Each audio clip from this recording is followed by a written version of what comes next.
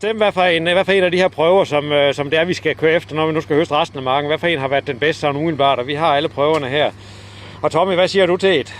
Jamen, jeg tror, jeg giver ham en høstmand ret. Det er nok den der nummer 2, hvor han lige har optimeret den lidt ud fra grundindstilling.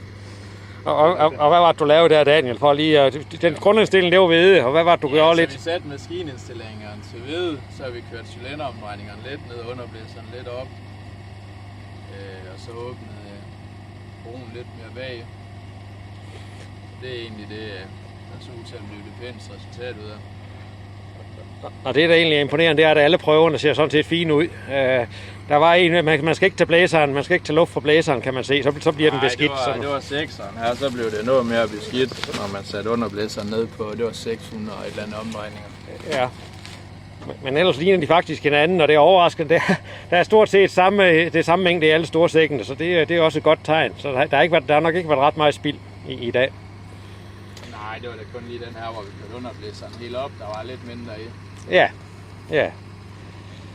Så det ser godt, det er dejligt tørt lupiner, vi har fået i dag, Tommy, så det var godt. Det var værd at vente på. Ja, det tror jeg godt. Så jeg takker.